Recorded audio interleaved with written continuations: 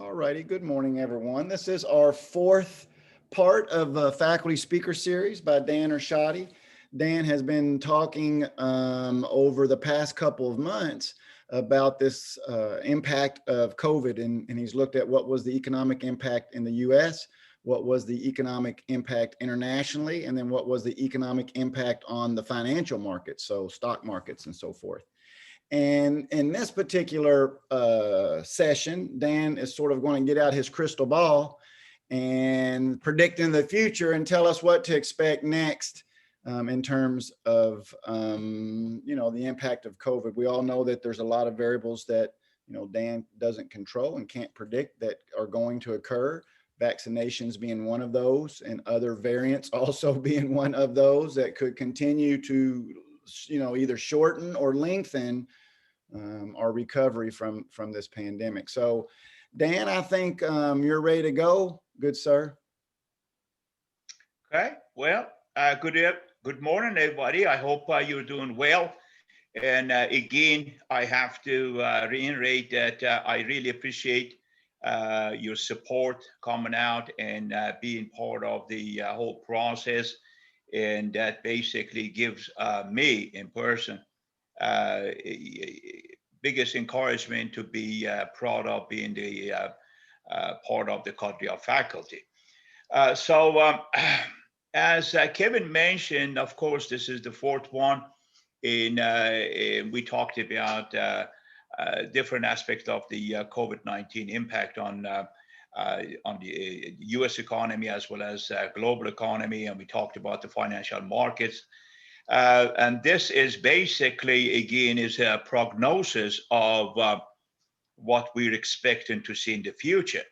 One note before I continue on is that I'm sure that you all understand these are only the best guesses based on given variables at present, despite the fact we have a lot of tools to forecast the future in many, analytics, many quantitative measures, including like regression analysis and all these good stuff that I'm sure that you're aware of it. And those are very sophisticated tools to forecast the future. But after all, those are only guessing or predictions. And of course, nobody can be sure 100% about the future. Now, the beauty of this one is that since this is a very, very serious matter, as you could imagine, there have been a lot of forecasts, a lot of research, and you'll be amazed to know when I go to do my research on this topic, my challenge is not what I want to find. My challenge is that how much I don't want to find. And that is so much so out there. You could be really overwhelmed with the amount of the data or amount of the information, or the amount of the analysis, and mostly also the prediction of what we should expect. And therefore, I'm just giving you some kind of a prelude on what we're going to be talking about today. And again, those are based on the researches that I have done. Of course, I have not done any specific research myself, doing some analytics about the future predictions, but I have done only research and finding out other people's predictions. So that's what we're going to talk about. Again, for some of you, of course, you all know me, and I have introduced myself previously. But for some of you, if who's new, again, my name is Ershadi. Everybody refers to me as Dan. Dan Ershadi, so I'm known among my colleagues as Dan. And I've been with transportation company for 20 years. And I took early retirement to join University of Phoenix as Director of Academic Affairs in Northern California campus. And then by 2010, I Diego and start teaching. And currently I'm teaching for several universities.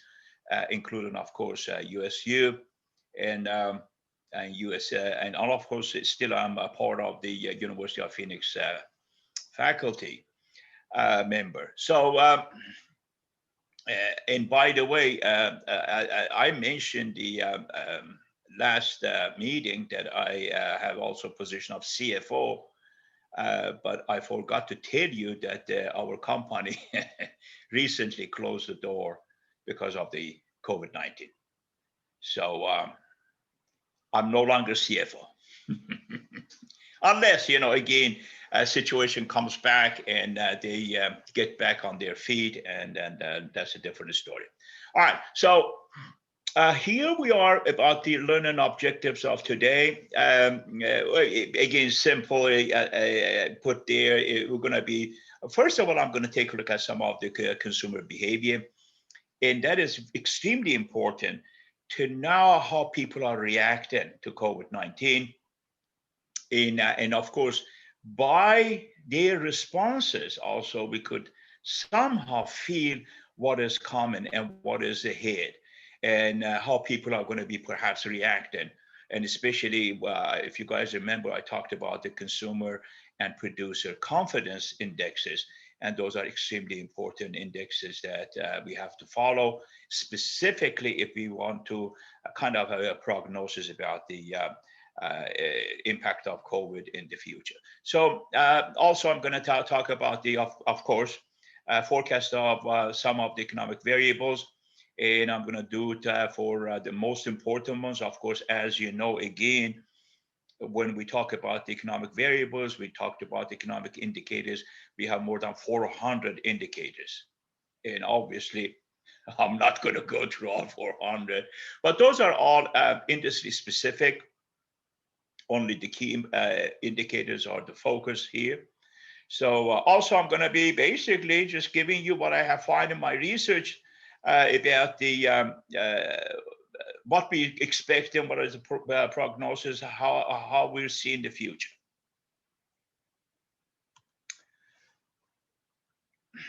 Now, this is important because I cannot see the full screen here, but that's okay. They interview some people, of course. This is from ABC News and Washington Post. And they asked some of the people who were laid off or they lost their jobs, which basically consists of 33% of the people who lost their jobs. And when they asked them that, what are the possibilities that well, not possibilities, what are the concerns that you have that this may happen again? And 58% said, of course, it may happen again. And the 51% of the people that they are not laid off, but rather they lost, some full-time positions or had pay or work hours cut. 51% were also concerned. And again, I cannot see the screen. The other side, allow me. Okay, 53% also of those people also said that they are concerned. So the next one is very interesting because if you look at this one again was as a result of an interview and research and interviewing people out there. And there were a bunch of questionnaires, and one of them, which is the most important one, was that the question was that as a way to cope with COVID-19 situation, have you or anyone in your household had to do any of the following that you wouldn't normally do? So again, I have to move the screen a little bit to see the rest. So here, as you can see, folks, they're kind of interesting responses. 58% of these people, of course, use their savings. So, and this, by the way, has kind of another negative impact, not only, of course, as an individual, you're using your saving, and that kind of uncertainty is more prevalent than ever, just because you don't have any safety nets no more. But the economic implications of this is that when the level of the saving is declined, the level of the investment also declines accordingly. And you understand why, because the investments are from the people's savings. So 58% says that they use their saving. 27% says that they borrowed money. 21% reduced investments as expected. And again, by the way, at this figure, you have to consider also on reduced investment that these days many people are investing in housing market just because the interest rates are low.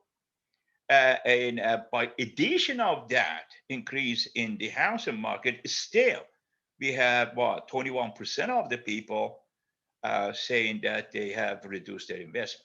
So that shows that how much they're uncertain about the economic situations. 11% says they stop loan payments.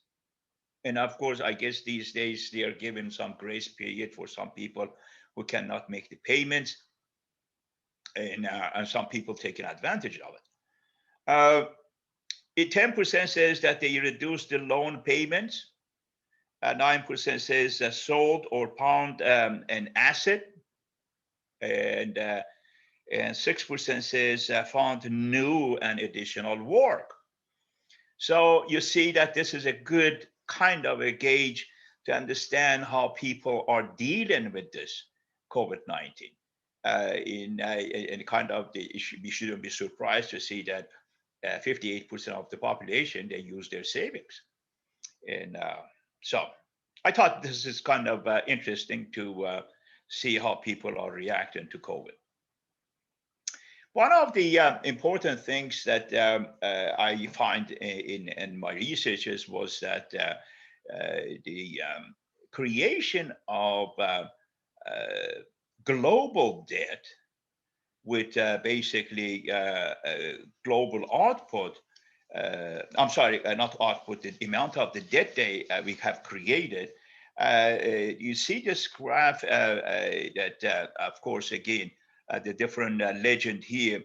The yellow one is that non-financial corporates. That's the level of the debt they created. The white one is government, as like ours played a very significant role by borrowing a lot of money, as we're going to talk about that in just a second. And blue one is the financial corporates, and the red one's the household. So those are all, this is global. So you see that in global level, how much people are borrowing and what kind of debt we have created. And that's basically collective debt. And that amounts to $277 trillion. Which basically, what that means, it means that we added like another $40 trillion in a span of like 4 years, and not even 4 years, should be 3 years and 3 months since 2017. So, and again, from a certain perspective, that is extremely concerning. Again, one issue about debt that it's important to mention is that there are certain perspectives among economists. Some say this is a major issue. Why is major issue? Because we have to somehow close the gap, pay it back somehow, and how this is going to happen. Because if this level of the debt has been accumulated throughout the centuries, or at least for, let's say, 40, 50, 60 years, so that's like 2 or 3 generations. Now, is it going to take, again, 3, 4 generation to pay this back? In how we're going to do that? Because if the past generations and the present generations are not doing anything about it, What is the guarantee that the next generation is going to do anything about it? And why this is kind of in a difficult issue, because it takes a lot of sacrificing to pay this back. What is the sacrifice and what is the revenues of the federal government? Well, from taxation. And the federal government, if wants to pay this debt back, they have to increase the taxes and what? Also decline or reduce the spending. Do you think how many of us are willing to go through that process? Oh, we'd love to have a president who increases the taxes and doesn't spend a dime in the economy. Would you like to elect such a president? The answer is no. Most people don't. That's why the debt is going to be there. Debt is going to be there. And I doubt it anybody is going to be falling out of popularity by taking such a step to close the gap in our national debt, period. And that is not only our country, it's a global issue. However, some economists kind of argue against this, and those are kind of, I would say, monetarists, those are mostly. They say, look, this is not a big deal. Why? What is debt? For instance, for the government, what government does? Okay, borrows money from Federal Reserve. How does he borrow money from Federal Reserve? What issues a treasury bond and mortgage-backed securities and gives them to Federal Reserve, and Federal Reserve basically gives them money. Okay, both of them are financial assets. You're basically replacing the financial asset, treasury bond, with money. Money is another, actually, if you read, I don't know how many of you, by the way, this is kind of an interesting question. How many of you ever read the money that you have in your pocket? The writings on it. If you read it, I'm sure that you have, but on one of the writings, it says this is Federal Reserve note. It's a note, folks. We're exchanging bonds with notes, or notes by notes, because Treasury, also we'll have Treasury notes versus what? Federal Reserve notes. And again, it's financial asset. Some economists argue that, we're replacing asset by asset. So anyways, that's another perspective. So, okay, US, let me see. I have also US figures here. That was of course, gross world product, GWP, which I showed you, the total product, the GDP of the world. And yeah, that's fine. This is the so GDP growth for the United States is going to be 8.3 in the first quarter of 2021. This is wonderful news. Remember, we had a negative GDP in 2020, in a decline of 6.3, I believe, in year over year. That is going to be positive. Not only positive, 8.3% is very, very drastic increase. Because if you guys remember, in my first speech, I showed you our GDP growth for last 50 years. You saw that the kind of averages out between 2.1 to 2.2% growth. To basically 2%, let's just put it in that way. Now that's going to be 8.3%. 8.3% is a booming economy. For instance, to just give you a comparison of what 8.3 means, Chinese GDP growth in last 10 or 12 years has been 9% or around the 9%, and see how their economy is operating, meaning that they're threatening to take over the power of the economic power of the world and replace the United States. And just imagine, let me just give you another statistics on that. Their GDP was a little bit over 5 trillion 20 years ago, 22 years ago, it could be exact. Right now is over 9 trillion. That is a drastic increase, almost doubled. So that's because of the 9% increase in GDP. Now here we are talking about 8.3% in 2021, and that's going to be great. And again, you could imagine that when we go to the depth of valley, the next is coming up of the valley. When you come out of the valley, you're going to climb over the mountain. In other words, what we refer to in economics as V-shaped growth, or V-shaped trend, I should say, or V-shaped cycle, meaning that you'd fall very deep, but when you go up, you also climb to the highest. And then it tapers off. Normally, that's how it is. Then it becomes U-shaped growth or U-shaped trend.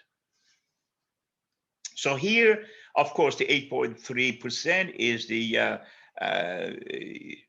basic representation of that boom and growth.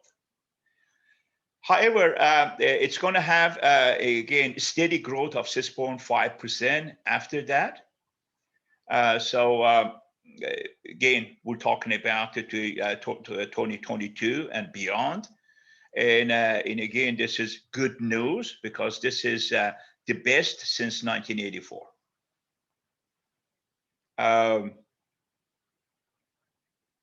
So these are all positive, as you can see. Global economy is forecasted as about, of course, shrunk like ours to what, 4.4% in 2020, minus 4.4% 2020.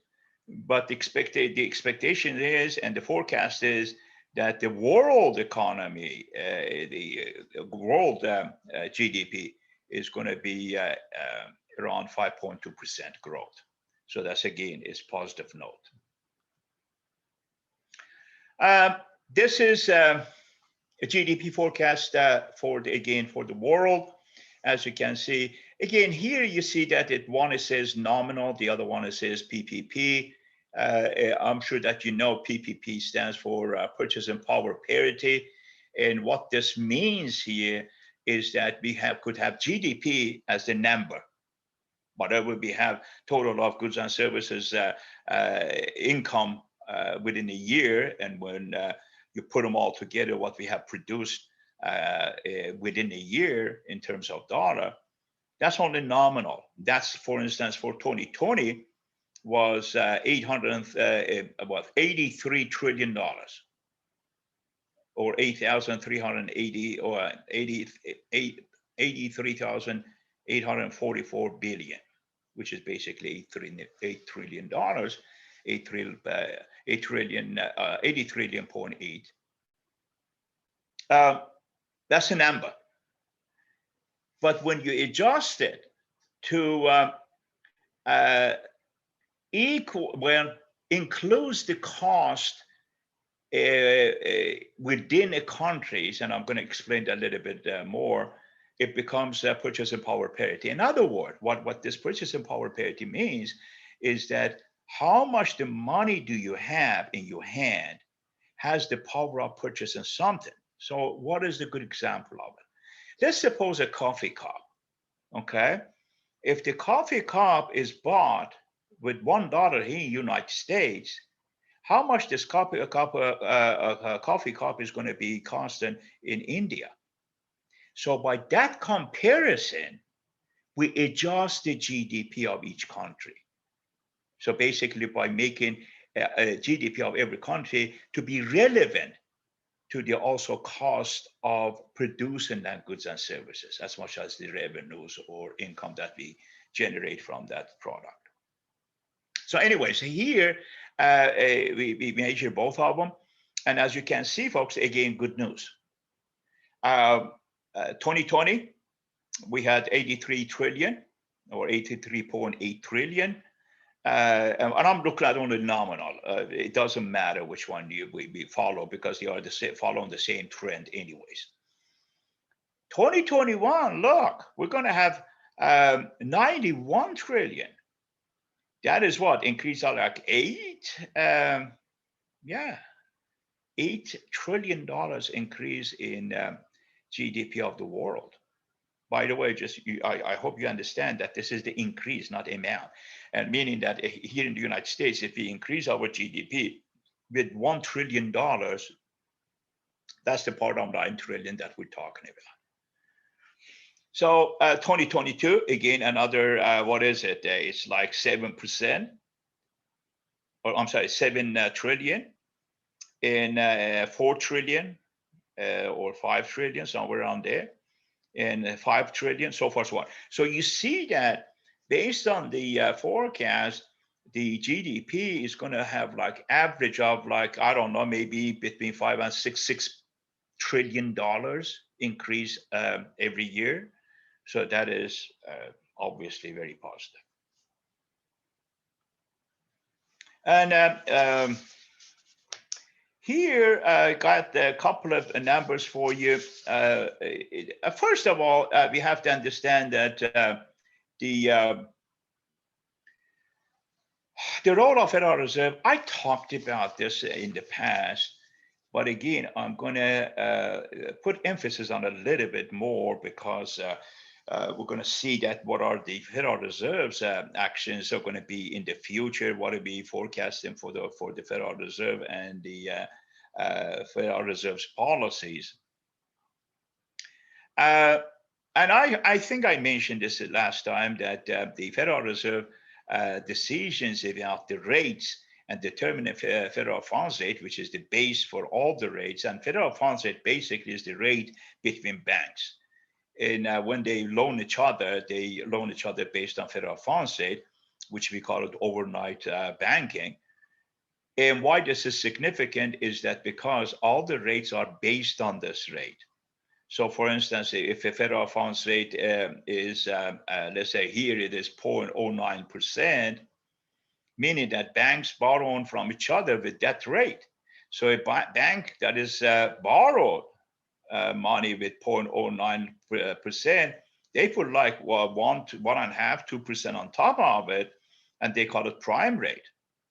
And prime rate, of course, is available for major companies. Also, some people with extremely great credit, they might be able to get a prime rate.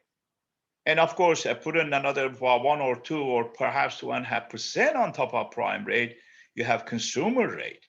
That is, consumer rate is available to all the consumers.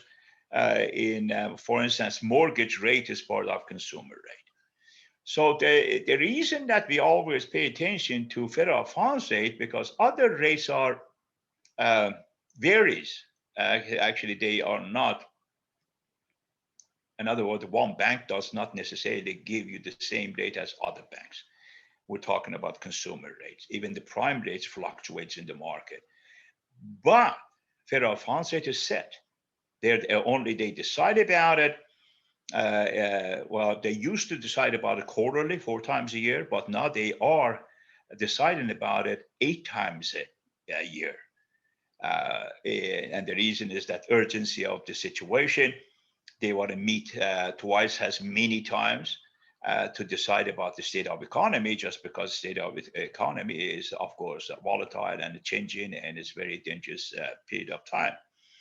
So in December of 2020, they set the rates to 0.09%, which is, almost zero. But even they reduced that, they dropped that by January of 2021 to 0.07%.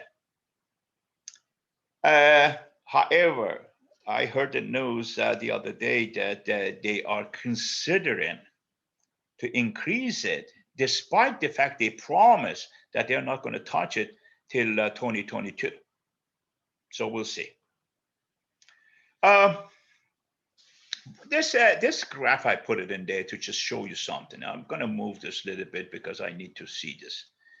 Okay.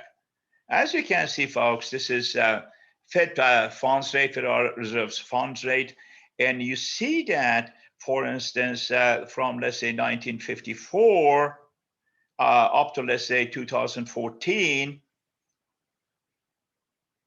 from 2009 up to now, we have been almost in zero federal funds rate, except for 2017, 18, 19, that it increased to 1.2, 1.3, but right now it's again almost zero.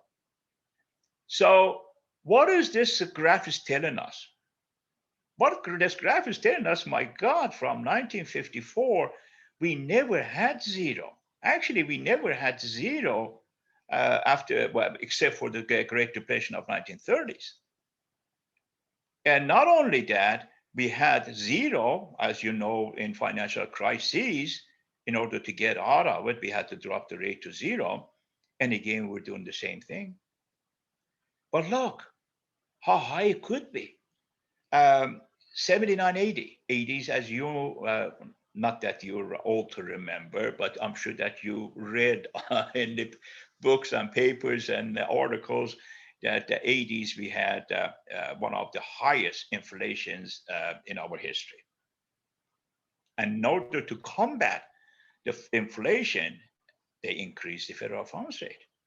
Look, 23%, not zero.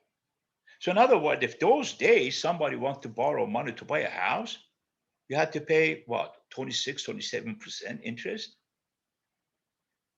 Because they would not give you, and no bank would give you money under the federal funds rate, because the banks itself is borrowing money with 23%. So you see how drastic it is. Okay. So, and again, Fed already promised in the past. They may change it.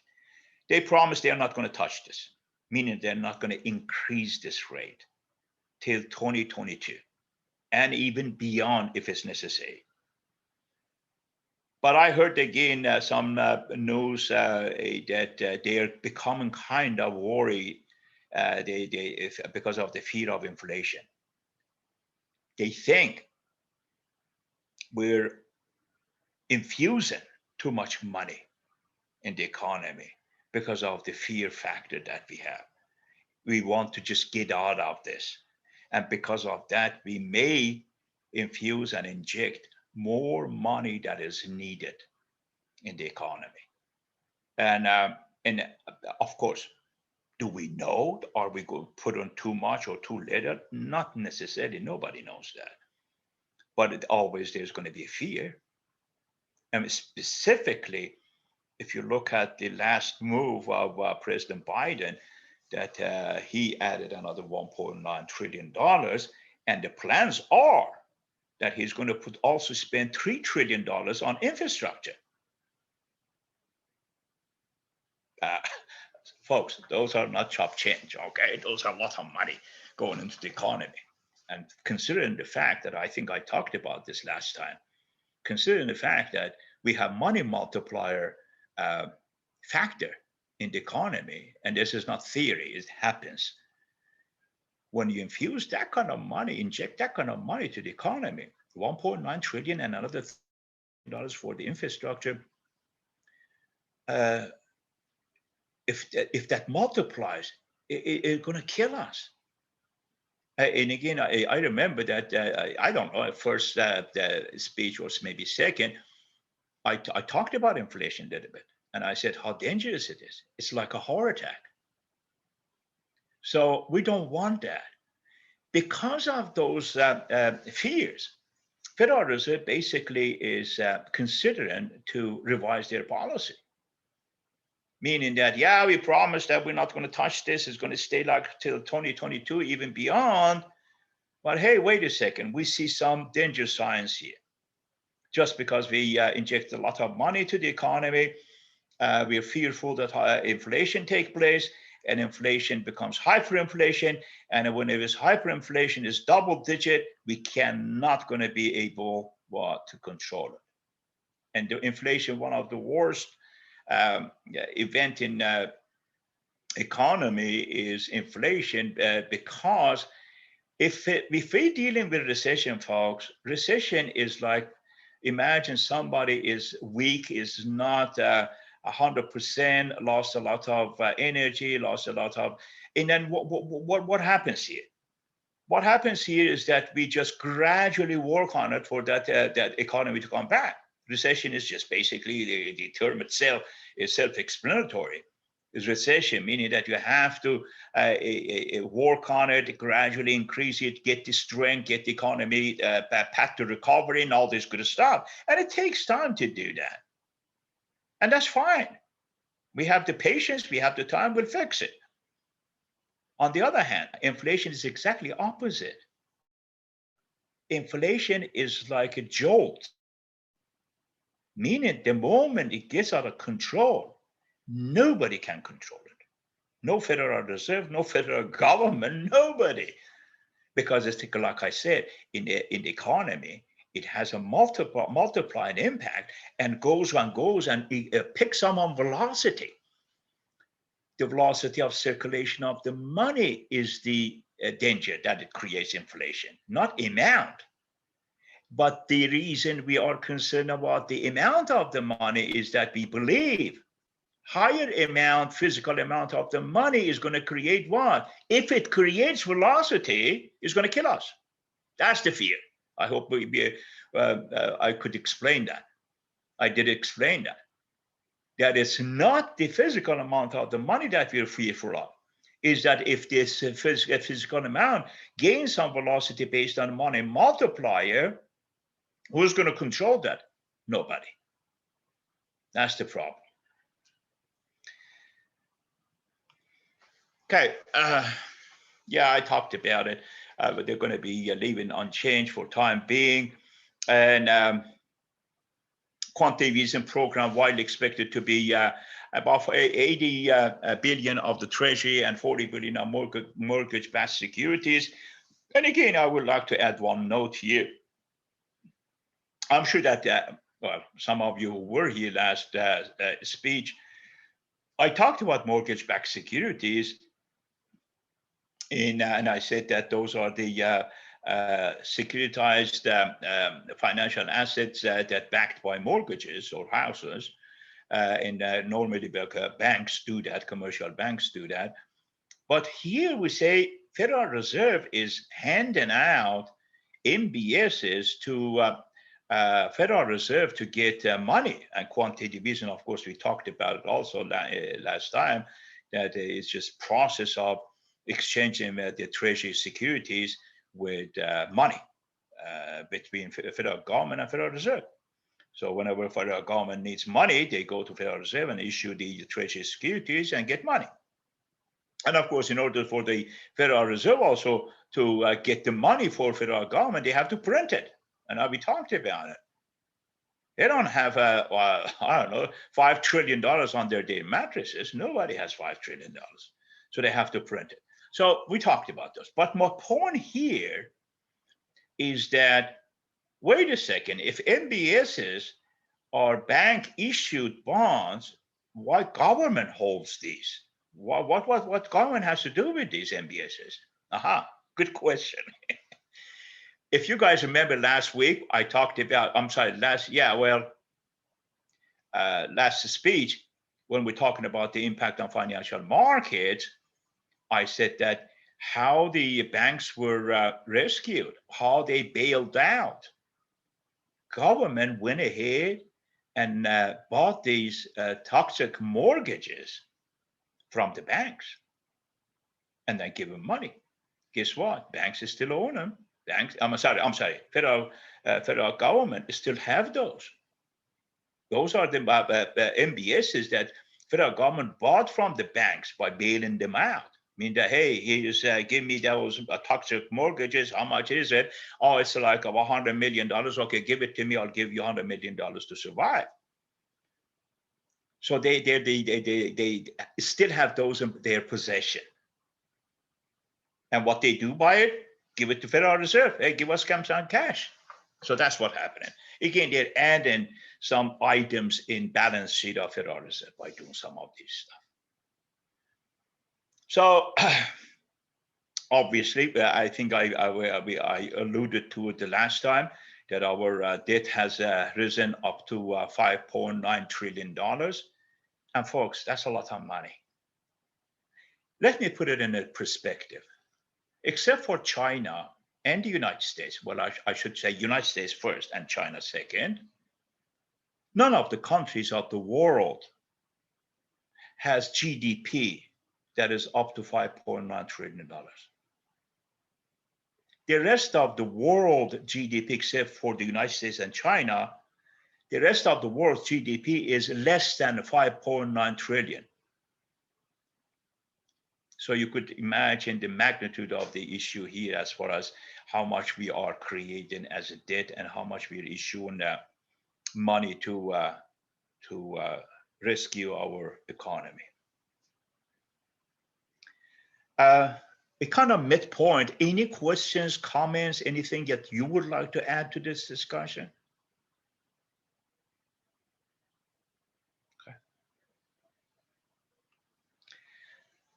Okay, the economic recovery remains uneven, of course, and of course, this is like a little bit, and I talked about it a little bit earlier that for the current forecast shows that we're going to have those growths and all these, but still, it is uneven at present.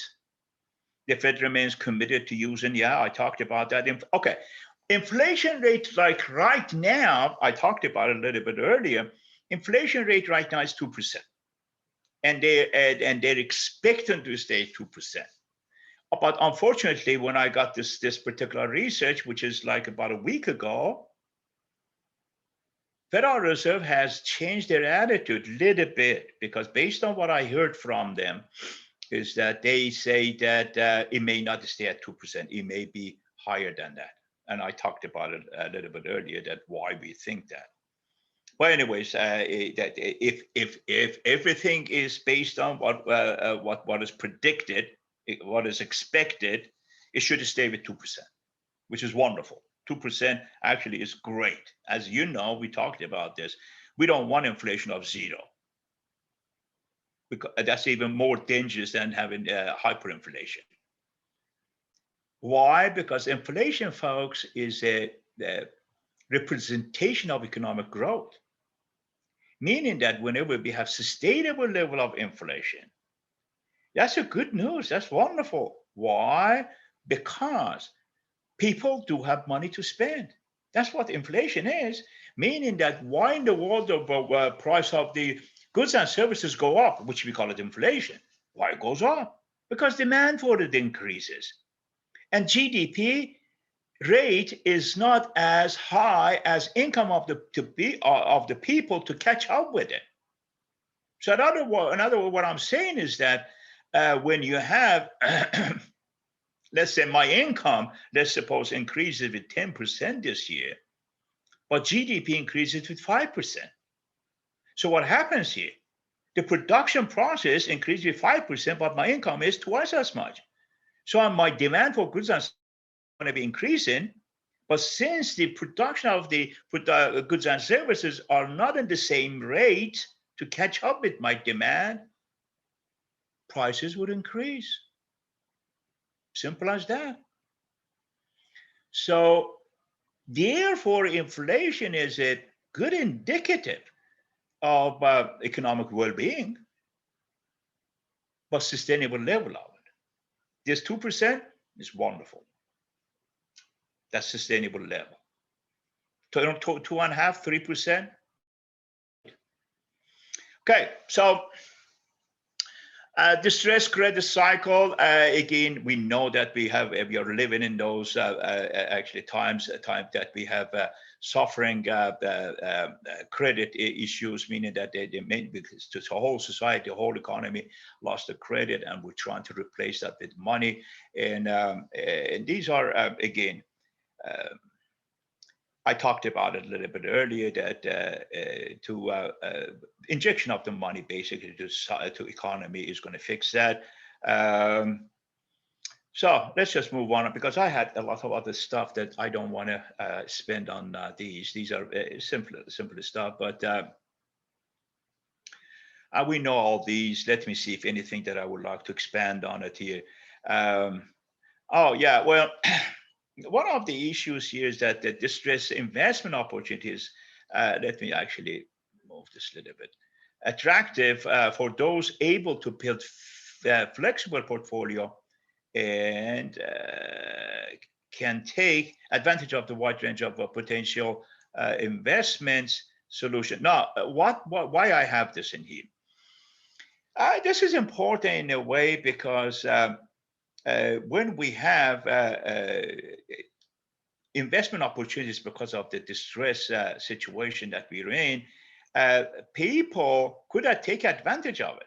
People who have the, let's say, flexible portfolio, they could buy and sell stuff and take advantage of the situation. And that basically means that not everybody is suffering economically. We're talking about individuals, not institutions or companies. Through the pandemic, some people actually are better off. Let me give you an example. Actually, as majority of the population of our country, they are really in economic distress. We know that. Guess what? Some of the institutions are making a lot of money. Many of the millionaires and billionaires actually they making more money now than prior to pandemic. Some of the people in stock market doing the same thing. So they are not only unfazed by the pandemic, but also they are actually making more money these days, believe it or not. So we talked about a lot about the Federal Reserve's actions and policies and so forth, so on. But also government, as we're talking about it, has certain policies that we call it fiscal policies, and those are the ones that we also talked about, how much they issue money to the society. Then we know $5.9 trillion, or I put like nearly $6 trillion is the money that I talked about. We issued so far in 1.9 trillion of President Biden also was added to it. Of course, this 6 trillion includes that 1.9 trillion. And this is, what is the date? Is the economic response, the biggest economic response since 1930s, meaning that the actions of federal government has been most drastic since Great Depression. One factor also here that I find very interesting, and I'm not going to delve into it because there's a lot of stuff in there, but just letting you know that we also have a measure basically, and that is called CEO Confidence Index. What is that? That's kind of, actually, it's a kind of new indicator. What they do is they go ahead and interview bunch of randomly selected CEOs, and they ask them what they see in the economy, what is their predictions, and what is their level of the confidence in the economy. It recently has become a very, very significant index. And one of the reasons, of course, it just crosses my mind, not necessarily, is that obviously, I mean, who knows better than a CEO of a company what's happening in the business and economy? So their opinion, of course, matter. So their confidence actually recently hit 17-year high, believe it or not, meaning that they all looking to see economic recovery, and they are very positive and optimistic about the outcome of our economy. Uncertainty index, again, it's a lot of stuff in here, and I'm looking at my time to see what are the areas that I would like to expand on it, what are the areas that I want to just ignore it, is that uncertainty index is also another sensitive and very important index that measure also how volatile the economy is, how people are uncertain about their future, and they're all measured by certain researchers. and many of them are based on the, again, questionnaires and interviewing people. And again, here, uncertainty over the past 6 months, if you see it on this particular graph on the gray shaded area, that how this uncertainty is growing. Look at 2019, and it's on like 100 and I don't know 60 or so. But look at 2020 and up to 2020, you see how much it goes increases, meaning that people are uncertain. I'm not going to talk about this in detail because again, there's a lot of stuff in here. But this is again uncertainty index, and no, and there are only about 2, 4, 5 variables are compared to each other here, and these are for all the 4 different months of the 2020. You see that how drastic they have been increasing, and then they start a little bit decreasing. And what are these? Basically, is VIX is volatility index, how volatile the stock market is. That's for 1 month. It's the blue, and then the dotted one is for 20 month and US. EPU is basically economic policy uncertainty. That is what we call, and meaning that how much we have confidence and we're certain about the outcome of our policies, whether that is fiscal policy or monetary policy. That's also measured. And that is like green legend here in this graph. You see that how it goes up and comes down. And Likert is another one, which is a UK measure. And again, it's about uncertainty and sale subjective uncertainty. Again, UK is on red. Again, I'm not going to just, I'm going to stop here on this one. Okay. It remains to be seen which uncertainty measure will prove most useful in explaining economic development during the and after COVID-19. So again, we're going to measure those going forward in the future and compare it with what we already measured in the past. So yeah, of course, they capture the different aspects of uncertainty and facilitate different approaches. And they're about basically what are the uncertainties about? Well, it's about right here. I put it down. I'm sorry. I got to move this all the time. It's about consumption, investment, employment, and other outcomes. So basically, those are the areas that we're concerned about: our consumption, our investment, our employment, and so forth, so on. Okay, let's move on. Unintended consequences of policies. This is what I also would like to share with you, is that, yeah, we have, I remember that I showed you EPU, economic policy uncertainty.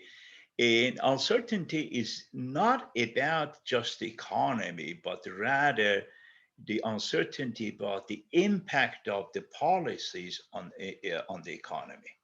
So meaning that if we are injecting money to the economy, we are giving, sending paycheck to individuals, we're increasing the unemployment insurance benefit, we're trying to spend $3 trillion on infrastructure. These are all different policies. What are the impacts of this, and how? What is the uncertainty about outcome of all these? That is the major concern here. That what this money is going to do to our economy. For instance, here is a good question: how much is too much? Some economists are really debating that seriously right now. Stop. Well, we already injected more than enough to the economy. Just wait and see, because you can't. It's like medical science, folks. Believe it or not. If you're giving somebody who's sick a pill, Don't you want to wait to see what is the impact of that pill before you give him another pill or do other things? This is exactly the same thing. We already injected that much of money, and again, another 1.9 trillion in last month, not even a month.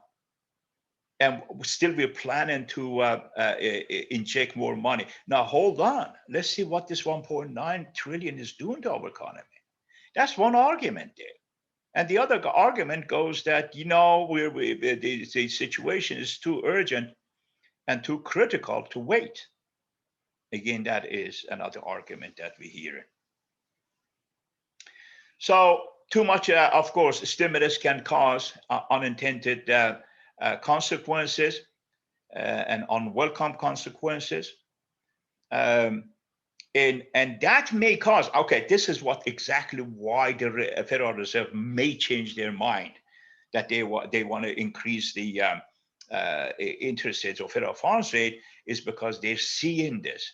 They're seeing that there's too much money going to the economy. Therefore, what they're going to be doing, they're going to increase the rate inevitably, because that's how they combat the inflation or fear of the inflation. So we don't want to see that. That's the, again, unintended and unwelcome consequence. Okay, briefly, we're almost there. Looking forward, a variety of indicators are beginning to surge in economic growth. Again, I showed you a few figures earlier. That's wonderful news. It's not only GDP that shows us that. Many other indicators shown as well that we're going to be in path to recovery. The one lagging is likely to be unemployment. We know that. And we will come back with 4.2% unemployment rate by year what? 2024, 2025. So folks, don't expect unemployment to be improved and mitigated until 2024. And by the way, this is a very serious economic indicator, because everything starts from unemployment. All the bad news starts from unemployment. Again, looking forward, many businesses will be gone. We know that. Others will be attempting to automate. And again, this screen is and replace employees. Well, I mean, this is. I'm sure that you all see that. We all see that. Business, some of them are going to be gone. We know that automation is, especially with the experiences that we have right now, folks. I mean, one of the fact is that you and I, we're in it, and that is what, by delivering education through the Zoom and other platforms. If all the education institutions find out this is more efficient, however, as effective as physical classroom environment, guess what? This is going to be it. You're not going to see much of the brick and mortars classrooms that you have to show off physically. And I see that. And I see that right now. Hey, was that effective? Yeah. Did we learn as much as we could have learned in the classroom environment? Yeah. But Jesus Christ, this is more efficient. Let's go this route. So just another example. But going forward, many companies, many industries, many businesses are going to be doing that, using the remote and digital world, and in conducting their businesses through those means.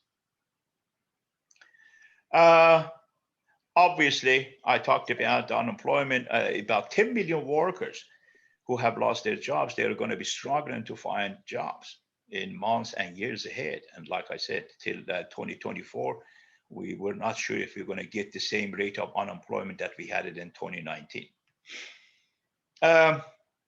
First 100 days of our new president, Mr. Biden, is going to be very critical, because his decisions are going to basically shape the future of our economy going forward, for not only for 2021, but years after that, 2022, and so forth, so on. So what he's doing right now is very critical.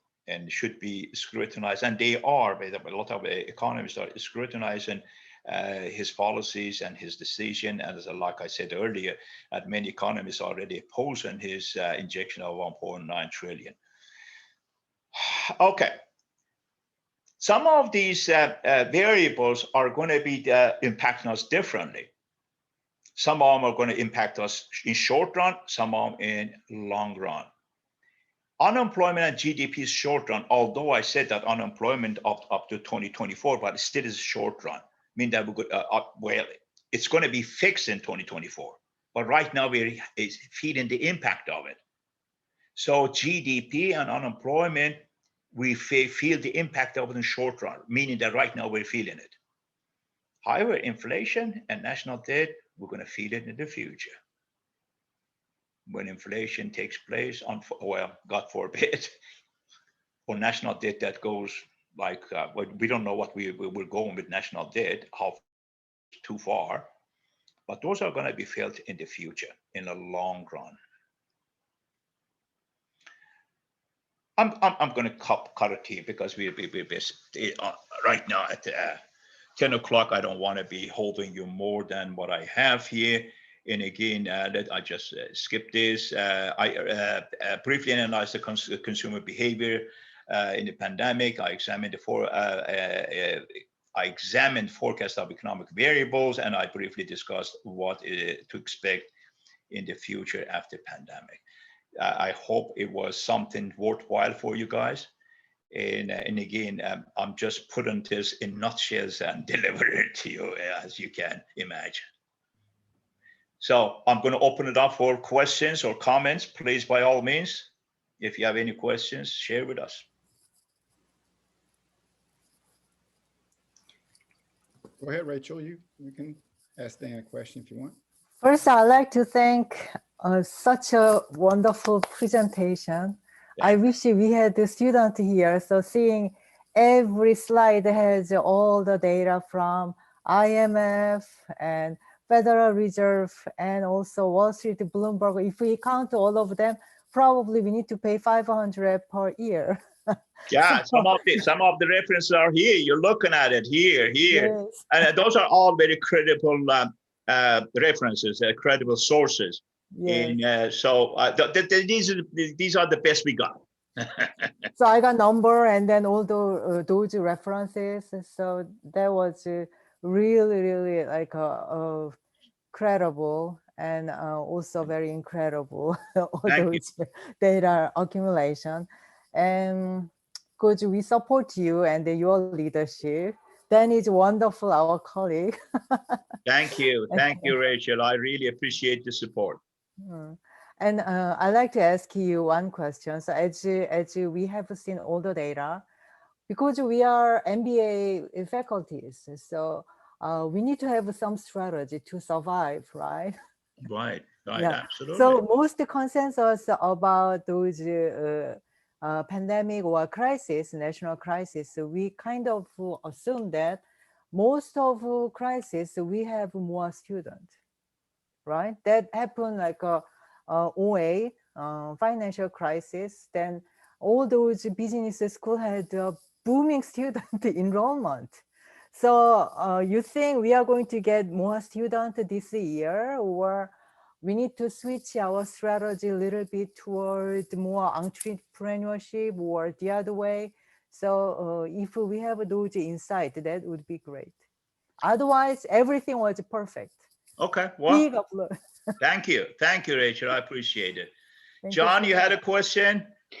Yes, I wondered if you could just go back to that slide that you skipped over at the end, the impact on the stock market. Oh, yeah.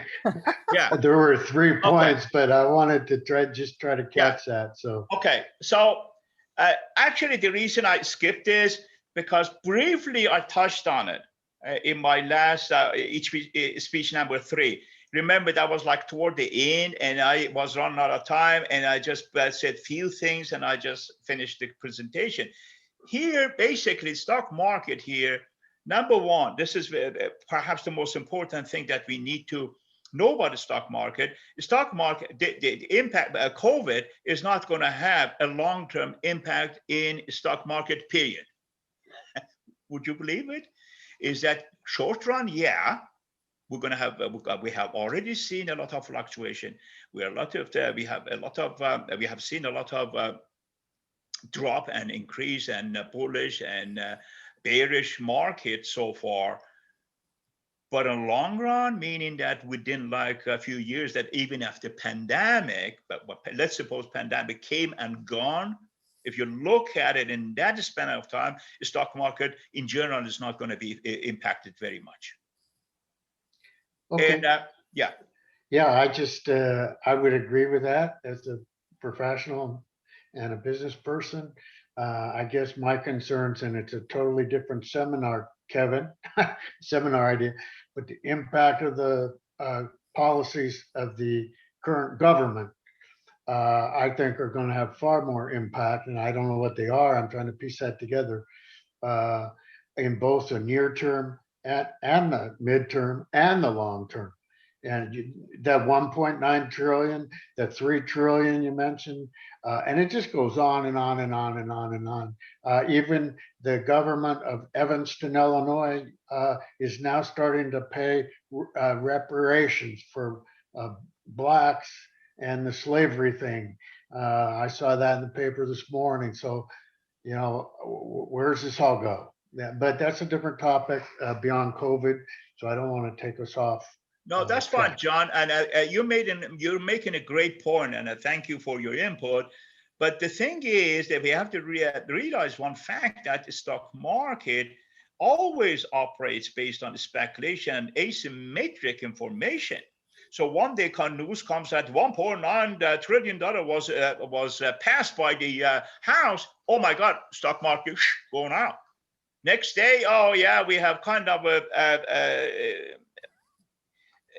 uncertain relationship in our trade relationship with, let's say, China. Stock market goes down. So because of that, you cannot justify or evaluate stock market in those events. But like you, I'm sure that you're agreeing with that. When you look at it, what happened to stock market during pandemic period, you're going to see not much, not much of impact. Thank you. You're welcome. By the way, in my research, I find something else also that I would like to share with you, since you were asking about the stock market. United States stock market has been more stable than any stock market of any country in the world during this pandemic. So that's something also is good to know. Anything else, folks? Dan, if there's no more questions, I do sort of want to take a couple minutes and summarize some points that I wrote down through your presentation, which, you know, stood out at me. And one thing was, and I heard that Dr. Kim even mentioned this, and that's why she was saying, you know, it's very important to make sure you're using the right sources of information, because it is, as you mentioned, overload of information and data about COVID and the economy and et cetera, that you can almost get too much that you don't know what to listen to, and therefore you can't decipher what is, you know, credible or not credible as a result. So I just want to reemphasize the importance that I think both of y'all were emphasizing, which is using real data and monitoring that and paying attention to the credible data and then making decisions accordingly, watching the patterns. I heard you say the word pattern, I mean, easily 50 times during your presentation, because it is all about patterns. It's not a one-time event, right, that occurred. And I also think maybe a little bit to our advantage as a country, you mentioned an important concept called consumer behavior. And either good or bad, Americans spend money like crazy. We don't care. It can be the worst times in the world, and we'll still put it on our credit card, and we'll still go buy new shoes, even though we need some milk. You know what I mean? And so with us throwing money continuously into this economic machine, it can actually feed the machine and help it recuperate, even though we're sort of being maybe irresponsible in our spending. But that excessive amount of, you know, reintroduction of money into the system can help recuperate that machine. I thought that was an interesting comment that you were, an interesting concept, I should say, which is the consumer behavior. And it looked like overall things will be getting better generally pretty quickly, except for certain areas like unemployment will take a little longer. But, a lot of your GDP sort of growth predictions there were quite significant and looked like it was all pretty positive. And I do want to emphasize a little bit, maybe even what John was alluding to there as well. When we get to the uncertainty index, and you were showing the historical stuff like back from 1959, I was noticing it looked like we got really uncertain as a nation every 4 years when there's an election.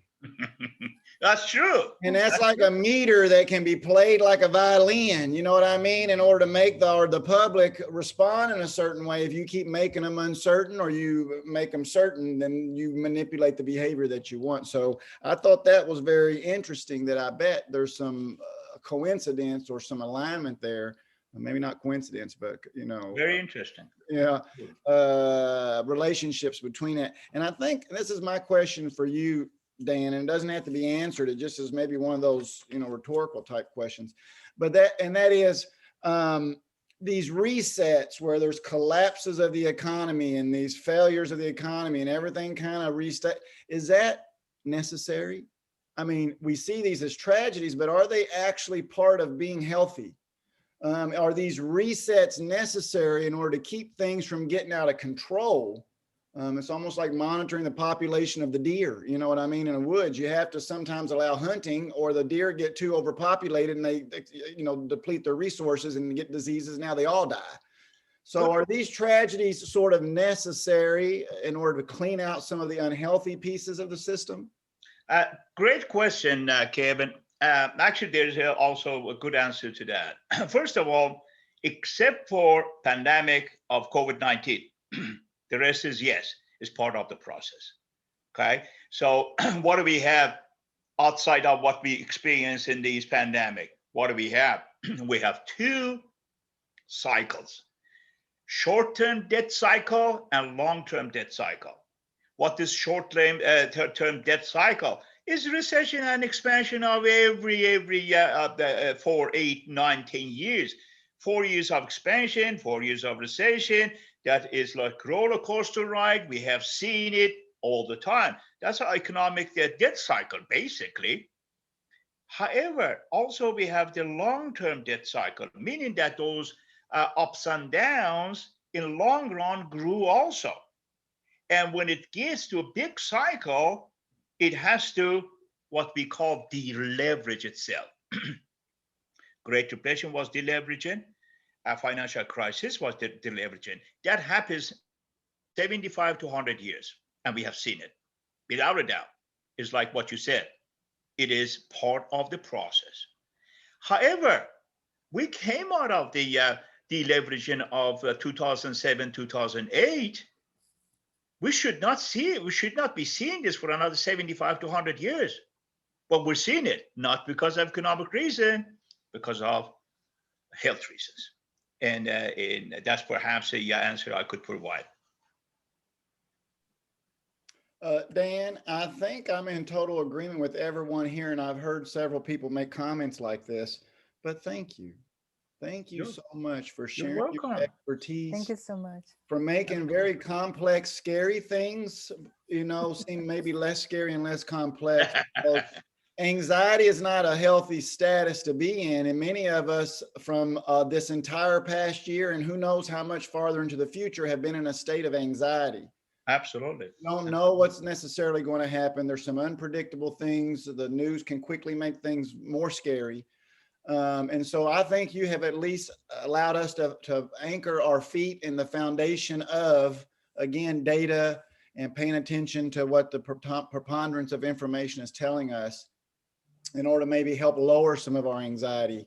And I think as a result of your sharing of your expertise, this has been a very tremendously successful speaker series. So thank you again for your two months of dedication to the rest of the faculty here. You're welcome, Kevin. And again, this wouldn't have been possible if you didn't provide this opportunity for me to do it. And I appreciate that. Yeah. Well, you had to raise your hand. If you didn't raise your hand, then I can all day long offer an opportunity, but you stood up. And so actually, I hope more faculty in the future will see that this isn't that scary and complicated and will present on topics of interest to them. The faculty pick the interest. I don't, the topic, I don't pick it. So this is all generated by y'all. Again, y'all enjoy the rest of your day. Enjoy your week. Don't forget that next week is colloquium week. Please show up. There's going to be 2 presentations per day, Monday through Friday, and it's the rest of your faculty. And what they're actually doing, this was a speaker series, so it's 4 topics, right? The colloquium is a one-time event, but they're presenting research that they've collected in their field, and it's the most new, information out there that they can share, and it's across all the disciplines and all the schools and colleges. So please come out and support each other. I will record if you can't, so you can watch later, but again, just thank y'all for being here for one another. Y'all take care, and we'll talk Guys, to you. thank you. Thank you very much. Dan. Thank you so you. much. Very appreciated. Very much. Take care. Bye.